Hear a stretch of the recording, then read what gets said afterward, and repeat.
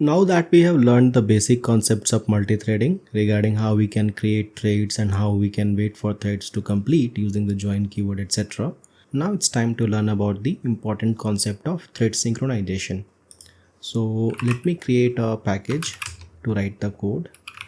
So let's call this as thread synchronization, and I will implement a class. Let's call this as synchronization demo.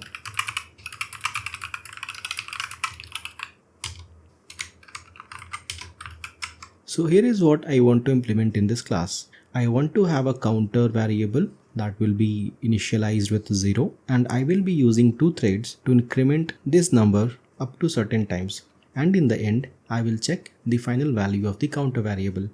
So let's do this. So first thing is, let's create the main method, and let's have a counter variable as well. Let's call this as private static int and counter. Let's initialize this to 0.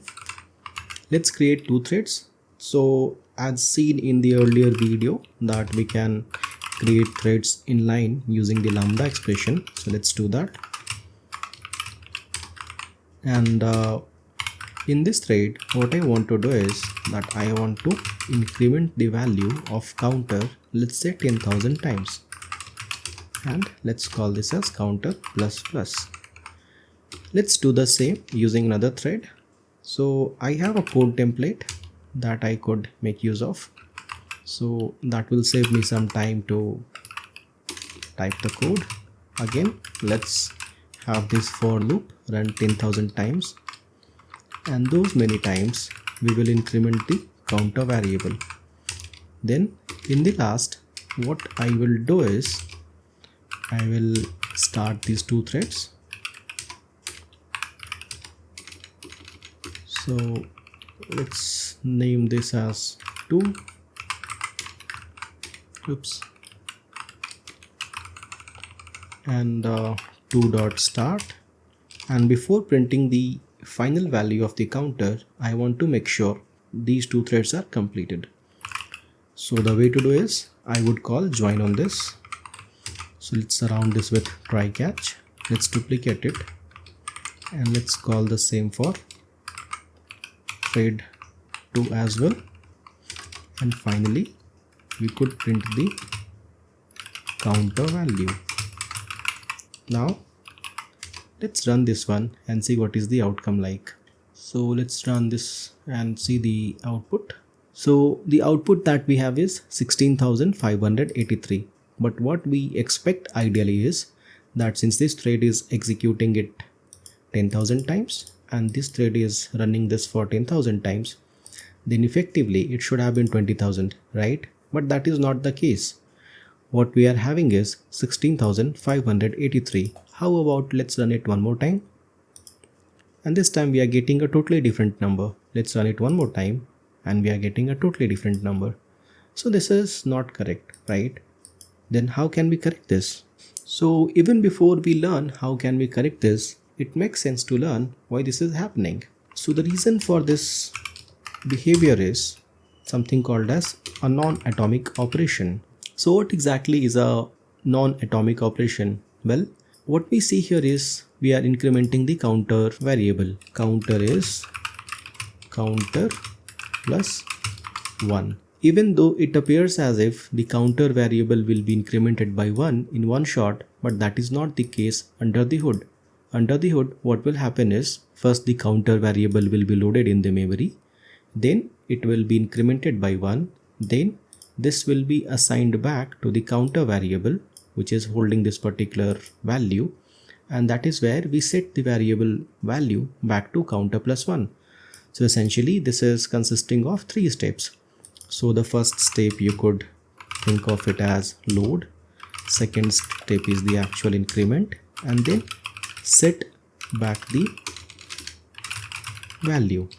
So let's say at this point of time thread 1 starts operating on this particular logic which is incrementing the counter variable. Let's say at that point of time the value is 0, and it incremented the value.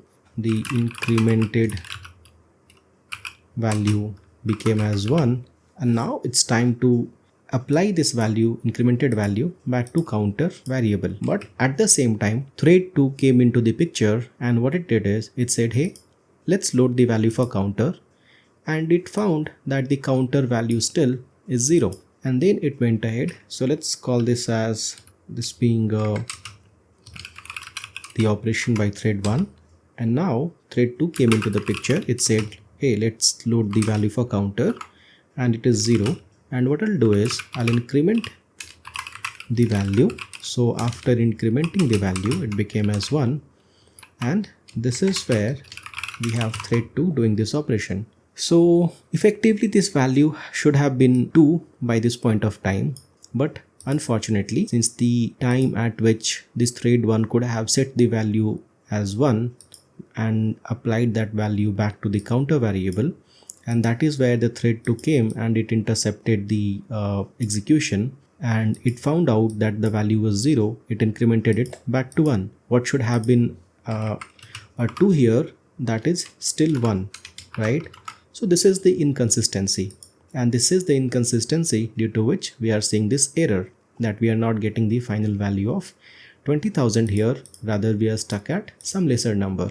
So what exactly we call this phenomenon? Well, so this thing is called as race condition in the terminology of multithreading and concurrent programming. So what we have here is a shared resource, that is the counter.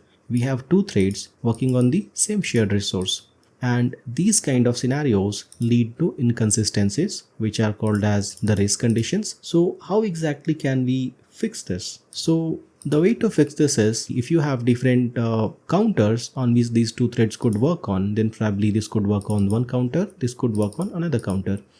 But that is not the case here, right? The whole point of discussing this example is that we have a shared resource and we want to make use of multithreading concept to have some sort of operation applied to this particular shared resource. So in order to avoid this kind of situation, what we can do is we could somehow ensure that this operation, right, this operation is being done by one and only one thread at a given point of time. So that way what we could achieve is, this is not being done simultaneously at the same time by two threads, and in that sense we could achieve something called as mutual exclusion, and it will ensure that once thread 1 has the access to this particular logic, which is incrementing the counter, then it will do all the three parts, which is loading the counter, incrementing the value, and setting back the value to counter.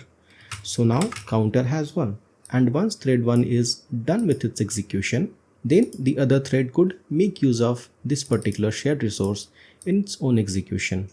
So essentially we are restricting the uses, the access to the shared resource by multiple threads at a given point of time. And how can we achieve this? So one way to achieve this is with the help of keyword synchronized, and we could do this at multiple levels, like have this synchronization at the method level or the block level. So now let's see how can we fix this using the synchronized keyword. Create another method, and let's call this as increment, and what this will do is it will simply increment the counter variable. Let's replace this counter plus plus with this increment. Let's do the same here as well. And what we have here now is a method which is going to increment the variable. And as I told earlier, that we want to ensure that this particular operation is being called by just one method at a given point of time, what we can do is we could restrict its access. And the way to do this is put a synchronized keyword here. So essentially by uses of the synchronized keyword, what we are saying that, hey JVM, please allow this particular method to be accessed by just one and only one thread at a given instant of time at any cost. And that is how we have achieved synchronization in a code. So this thing is also called as critical section. So one way to understand this is that this section is quite critical to the execution of the program in the context of multi-threaded environment. So we are limiting its access or the uses by one and only one thread at a given point of time. So with that in mind, let's go ahead and run the code and see what is the outcome like. So let's run this. And now we can see that we are getting the exact value of 20,000. Let's run it a couple of more times, and each and every time we see the value remains to be 20,000 itself, and there is no changes as such.